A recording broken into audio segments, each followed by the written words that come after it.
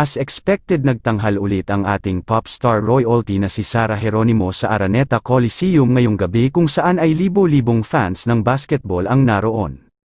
Matagal-tagal din itong inabangan ng kanyang mga fans ulit dahil hindi ito ang unang beses na nag-perform siya sa FIBA. Naipakita ulit ni Sara ang kanyang angas na pagkanta at pagsayaw sa harap ng maraming tao sa Philippine Arena maging ng kanyang mga fans. Present ang local folk pop band na Ben at Ben kasama ang The Don sa opening day ng 2023 FIBA World Cup sa Philippine Arena sa Bulacan ngayong gabi ng Biyernes, ika-25 ng Agosto.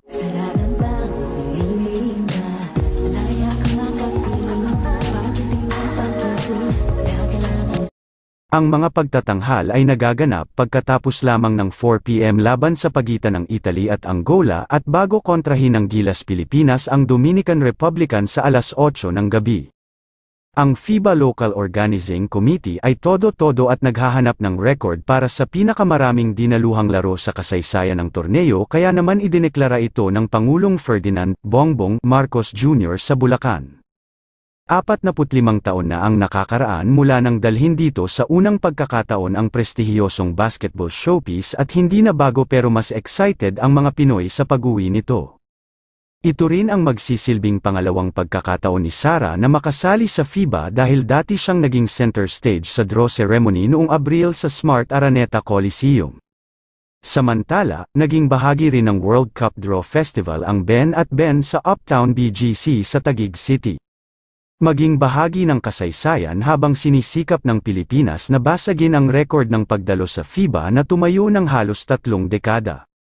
Isang record crowd na 32,616 ang nanood noong 1994 World Cup title duel sa Toronto, Canada, kung saan ang Team USA na binyandera ng mga NBA stars na sina Shaquille O'Neal, Dominique Wilkins, at Reggie Miller ay bumangga sa Russia. 137 hanggang 71.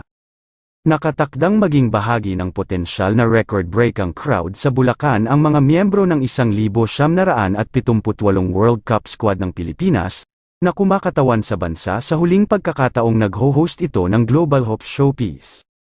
Ang mga manlalarong sina Padem Israel, Ramon Cruz, Steve Watson, Paul Herrera, Marty Tierra, at Rico Acuña, at assistant coach Nemi Villegas ay inimbitahan ni Samahang Basketball ng Pilipinas President Al Panlilio na dumalo sa laban.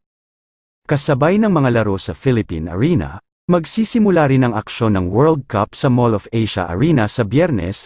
Ang Mexico at Montenegro ay nagbubukas ng labanan sa Mall of Asia Arena sa alas 4:45 kaninang hapon bago ang Lithuania at Egypt ay naglock ng mga sungay sa alas 8:30 ng gabi.